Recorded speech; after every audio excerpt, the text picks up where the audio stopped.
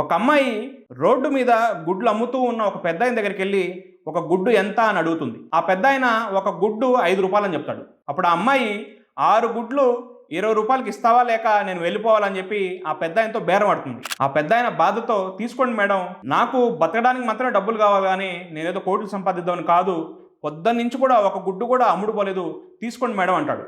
ఆ అమ్మాయి ₹20 ఇచ్చి 6 గుడ్లు తీసుకొని ఏదో పెద్ద విజయం సాధించినట్లు సంతోషంగా కారు ఎక్కి వెళ్ళిపోతుంది. ఆ రోజు సాయంత్రం ఆ అమ్మాయి తన ఫ్రెండ్తో ఒక పెద్ద రెస్టారెంట్కి వెళ్ళి భోజనం చేస్తుంది. అక్కడ రకరకాల భోజనం ఆర్డర్ చేస్తుంది. ఫుడ్ వచ్చిన తర్వాత ఆ ఫుడ్లోంచి కొంత తిని మిగతాదంతా వేస్ట్గా వదిలేస్తుంది. కొంతసేపు తర్వాత బిల్ వస్తుంది. బిల్ వచ్చి ₹4000. ఆ అమ్మాయి రెస్టారెంట్ వ్యక్తికి ₹5000 ఇచ్చి మిగతా ₹1000 నువ్వే ఉంచుకో టిప్ అని చెప్తుంది. ఈ కథలో నీతి ఏంటంటే రెస్టారెంట్ వ్యక్తికి ఆమె ₹1000 ఇచ్చినా ఇవ్వకపోయినా అది పెద్ద విషయం కాదు. కానీ ఆ గుడ్లమ్మే పెద్దాయనకి మాత్రం చాలా పెద్ద అన్యాయం జరిగింది. మనం ఏం చేస్తుంటామంటే రోడ్డు మీద కూటి కోసం అమ్మే వాళ్ళ దగ్గర, ముసలోళ్ళ దగ్గర బేరాలాడి వాళ్ళ దగ్గరే మన ప్రతాపం చూపిస్తూ ఉంటాం.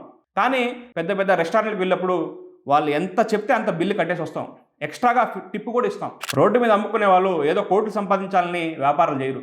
ఏదో కూటి కోసం, బతుకుదేరు కోసం మాత్రమే వాళ్ళు వ్యాపారాలు చేస్తాం. ఇకనైనా మనం రోడ్డు మీద బతుకుదేరు కోసం వ్యాపారాలు చేసే వాళ్ళకి సపోర్ట్ చేయాలి.